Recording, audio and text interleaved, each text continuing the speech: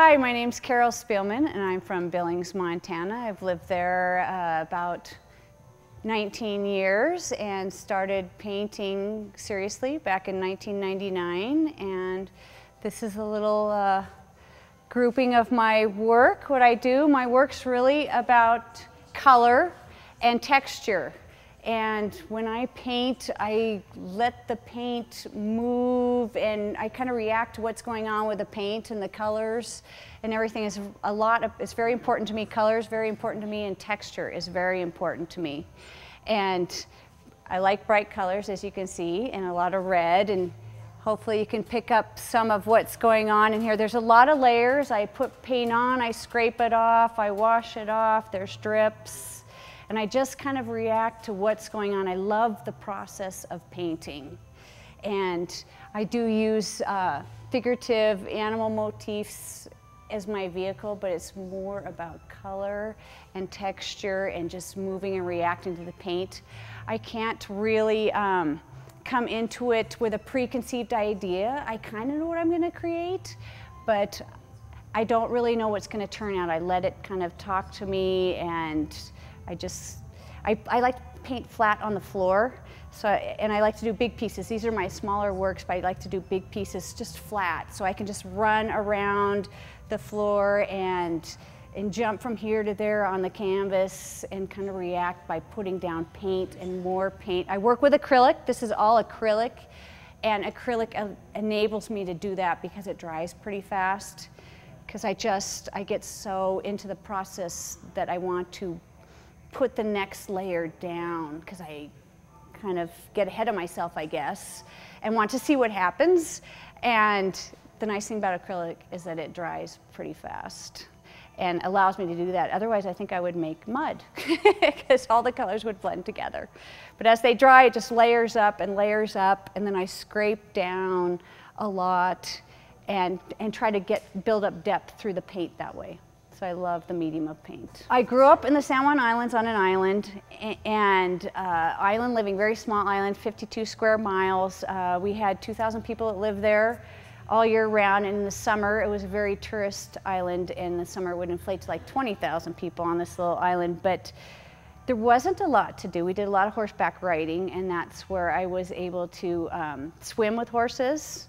And I didn't realize how incredible that was. I was a young girl at the time when we took our horses swimming, and I just thought, oh, everybody does this and you could do it anytime. But now, as I'm an adult, I realize how special that was. And when we swam with horses, it's really something when you're bareback and the horse starts swimming, and you kind of go with the flow with them. And then as a child, I was like 12 and 13, we're diving off the horses, and then once you're off the horse, it's very hard to get back on because they're wet and you're wet. And we would be screaming and laughing and slip over to the side, just trying to get back up and swim with these horses. But so I did that as a kid, and a lot of things that we did on the island, a lot of driftwood. We were making more like sculptural things all the time. So I wasn't necessarily painting as a child. I did have a lot of art classes, but it was more just growing up outside in the environment and reacting and creating things with that. And that kind of led into this. I've always loved color.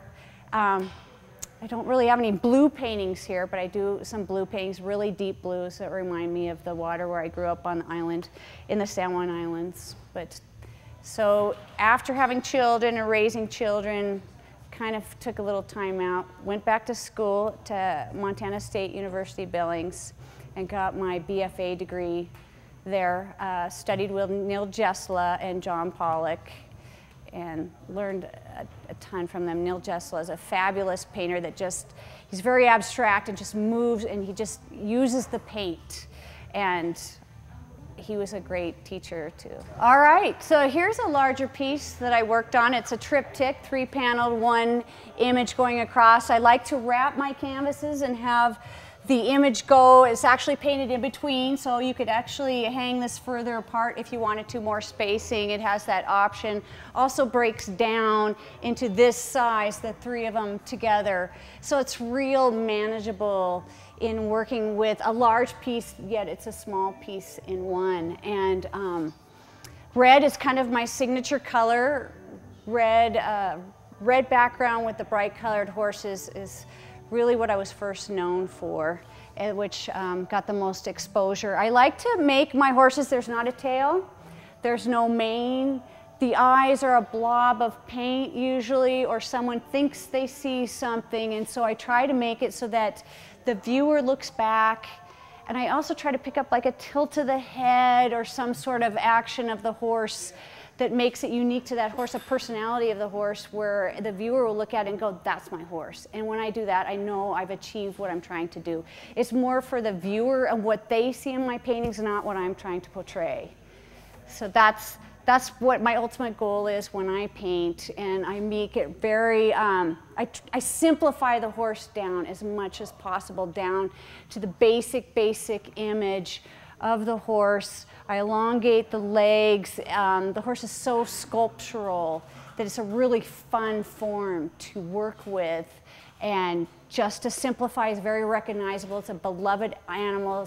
It's like an icon in our heritage, and I like to just simplify the gracefulness and the strength and the beauty of the horse that the viewer can pick that up. Acrylic paint doesn't dry. When it's wet, it's really intense. And when I'm painting, it's just like, yeah, this is it, I've got it. But it dries kind of dull, and there's a lot of layers that I put in there. So I put a top coat on my paintings, and some of these layers, when this dries before the top coat's on, totally disappears, and it comes all back. All those deep layers that are very subtle in there all come back when I put this top coat, which kind of gives it that illusion that it's wet, and it also kind of makes it look like an oil painting, but still allows me to, I can just push this medium as far as I want. And oil, I worked with oil once, and I get very messy. It's on my fingers, it's in my hair, my studio's a mess. I had to recarpet it because it was so bad, and it's bad again because it just, paint starts flying because I'm reacting. I got to work fast. I like working fast, reacting to what's going on. And so I painted once with oil and had a little red tiny dot on my hand I didn't know. And oil just goes and goes and goes. It was all over my house. It was in my car. It was on my clothes. I thought, I can't do this. So anyway, acrylic washes off and it dries, and it didn't get everywhere. So, but it is all over my studio. And I don't have a lot of work in my house and my studio. I get it out to the galleries, and everything I do is original. I haven't gotten into the printmaking. I did a little bit on this show, a small print, but I have not gotten into the printmaking yet. Everything's original, and that just takes time. And so I really don't have any backlog. It's all out there, and it's just been great. I love it. I love it. I love the process of painting. I just love to paint, whatever it is. It's funny. The process can be very, very rewarding, but it can be very frustrating too. I remember I had a painting, and I guess I did have a preconceived idea in my head, but I didn't know how to translate it to the canvas. And I just struggled and struggled and struggled with it, and I was really frustrated. I was to the point where I just wanted to tear it apart and destroy it. And it had lots of scratches and lots of depth going on, but it still wasn't what I was trying to do. I can't even verbalize what I was trying to do. So I put it down, and I was mad, and I walked away, and the next morning I got up in the kitchen eating breakfast, and it was way over across the room, so I saw it from way far away. It turns out it's my most favorite painting ever. And at the time, I wanted to shred it into tiny little pieces because I was just mad, just like, forget it, I can't do it. But and I don't even know if I could do it again. That's the thing, I like mistakes, I like accidents, I like to push the paint to make an accident and see what happens, and I can't duplicate that. So every painting will be different, every single one. And it just depends on the moment and how I feel and what's happening and on the canvas, and just reacting to that. So I guess my favorite thing is the process, and yes, it's very rewarding. Sometimes it's a lot of work, and then you go, yeah, I did it. It turned out, it's great, and I'm happy. And I won't let anything go unless I'm happy with it and all my family approves before it leaves out the door. So but then I don't have any at home because they're going out the door.